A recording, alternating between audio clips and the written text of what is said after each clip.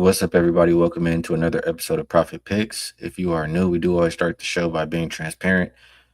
No shows over the weekend. I did have two plays. Saturday was a 5% play, and don't remember what it was, but I do remember that I won. And Sunday was a 4% play, and that one lost, and that one really pissed me off. I had under 182 and a half, Fever, and Aces. And man, I'm looking at the clock.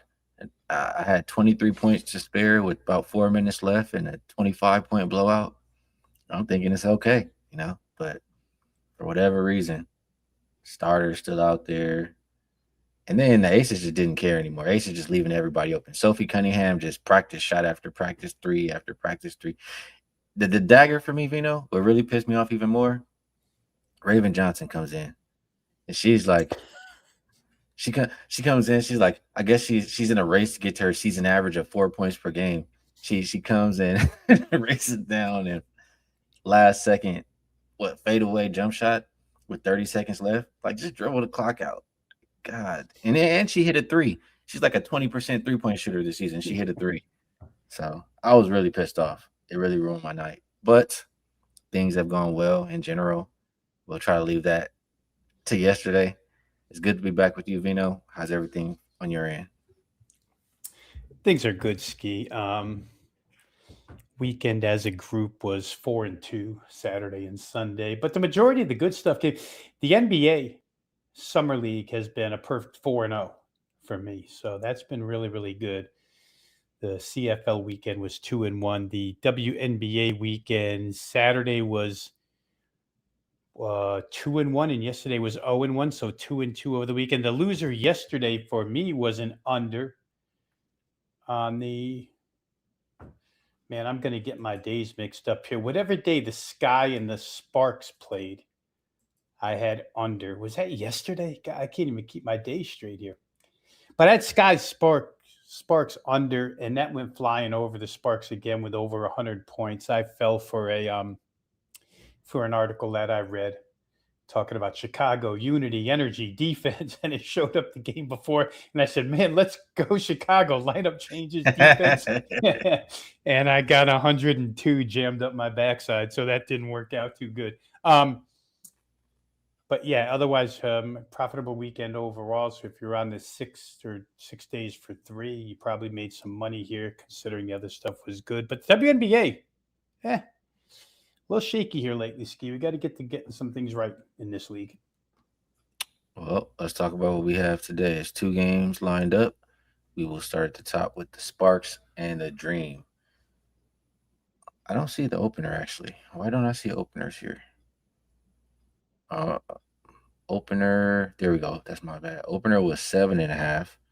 And I see 8.5 pretty much everywhere. Total open 177.5 and 180.5 is what we're looking at there. As far as injuries are concerned, let's refresh here. Still no Kelsey Plum, no Cam Brink for the Sparks. For Atlanta, they have Angel Reese, game time decision. Bree Jones, game time decision. There's a shot that she can make her season debut here. Um, I did see Angel Reese on the sideline in a boot last game, so I don't know if I would expect her to be out there. And if Bree plays, she's a big boost for the team, especially if they're missing Angel Reese. They're going to need her. But will she be in enough game shape? Will she be in rhythm? We shall see. Um, Vino, this is a high total here. You talked about what the Sparks did last time out. Do you think the Sparks offense has found something without Kelsey Plum now? Have they figured it out? What do you think about this one? They figured something out, Skee, because they got me twice in a row. I um, took a lot of or placed a lot of emphasis on the LA Seattle game. It was LA's first game after the Commissioner's Cup, and they had the most time off of anybody. I think they had like 8, 9 days off. Played Seattle, looked terrible offensively, only scored in the 60s. Couldn't hang on to the basketball, turned it over 20 plus times, couldn't rebound. And I thought, man, this team is just garbage offensively without Kelsey Plum. And since then, they've scored over 100 twice in a row and hurt me both times because I played two unders. So shame on me for playing unders, but I did, and I lost. So now you come and you play Atlanta, and the other day, Portland put 102 on Atlanta without Angel Reese in the middle. So your point about Bree Jones, well taken. I did read she's on a minutes restriction if she does play today. So I don't know if you get any more than 15 minutes out of her. And if you don't get Angel Reese as well, you do have a lot of room to the hoop.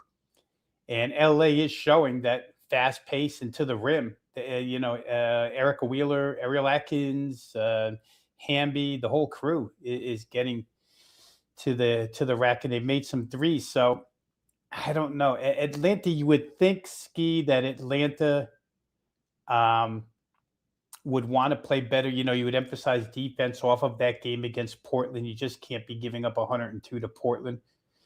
But that interior is kind of empty if, in fact, Angel Reese can't go. At least it's going to be empty for a majority of the game because I don't believe, from what I read, Brianna Jones is going to play all that much tonight. Like I say, probably about 15 minutes. So I can understand the movement up in the total. I just don't have enough. I don't know. I don't have enough guts to play this thing to get to 182. Although Atlanta at home has been pretty good as far as scoring is concerned, but they're just playing so bad recently overall. Like Atlanta's last 8 games haven't been good for the most part. So I don't know if I trust them enough. You could fade LA's defense. I don't know. There's a lot of counter arguments to be made here. I would think if Angel Reese doesn't play, Los Angeles plus 8.5 might be able to stick around. Again, not something I'm willing to bet. Don't hold me to it, but dog and over seems to make a little bit of sense when you start breaking these matchups down. Yeah, I agree. Dog and over sounds like the way to go in this matchup. Um, the Dream, they want to play fast, regardless. Angel Reese is playing or Bree is playing or not. They want to play fast, and we know the Sparks are going to run. Sparks defense hasn't been great. I think the Dream defense hasn't been great lately. So I can understand the move up in this total. I would only be looking in that direction. So dog or over, I'm in agreement with Vino on this game. Next, we have Mercury and Lynx. This one opened up minus 11 and a half. Looks like 12 and a half. Total opened up 168 and a half. Mostly 169 and a half out there. Fee, still not ready to go for the Lynx. For the Mercury, Sammy Whitcomb is game time. Natasha Mack will not be available. This Phoenix team, I mean, when I think Phoenix Mercury, I just think biggest disappointment of the whole season is this team. They were not supposed to be this bad. I know you lost Satu, but they're not supposed to be as bad as they've looked. In that last game, yeah, that was. I mean, if you got some kind of pride, you got to come out here and do something. Phoenix, they got blown off the earth in that last game. What they lose by 48 points, I think it was. The Lynx, clearly the more talented team, healthy. They're at home. Obviously we know how good the Lynx are. That's why they're laying 12 and a half. I thought the Mercury, the problem is, I thought the Mercury would want to get up after their last loss. And then they went out there and got blown out by 50. So, am I going to trust them to get up now after the 50 point? I want to. Like, I think they got players out there like Kalia who, will play with pride tonight or something at least. It's just tough, you know. Any thoughts here, Mercury and Lynx? Yeah, I'm counting on the Mercury Pride from an offensive perspective, Ski. I don't think they have the personnel to play good interior defense, and Asia shredded them in that game. Now, you're playing Minnesota, which doesn't have a strong interior either, but when they play teams that can't, like when they play the Liberty kind of outsizes them. They kind of hurt them inside. Bigger teams can hurt Minnesota. This team just doesn't defend on the inside, Phoenix. So I could see Minnesota having their way offensively. I also think, like I said, I'm banking on Phoenix having some pride on the offensive end. 58 points in that last game. That's crazy that the Aces got to 106 and that game still couldn't get over because the Mercury had 58. That's crazy. Um, but I do think they'll have a little bit here. And I think Sammy Whitcomb should be some type of help here. She got some minutes in that game. I think it was her season debut against the Aces. She got 10 minutes and 40 seconds as I checked the box right here to see exactly what she had. So Sammy Whitcomb, a game under her belt. They need a little bit of perimeter shooting help. Claire Copper's been a very good scorer all season long, just hasn't been a good three-point shooter. I think Ellis Thomas can do a little bit more offensively here. I just think they'll boost themselves into at least the mid 70s. I kind of like over. They played twice so far this year. Both games went over this total. They got 172 and 188 in their two matchups prior. And Lynx games at home have gotten over 170 8 of 11 times, 78%. So Lynx home overs have been really, really good. I don't think Phoenix can stop them with their defense. Like I said, talked about the problems that I find Phoenix has defensively.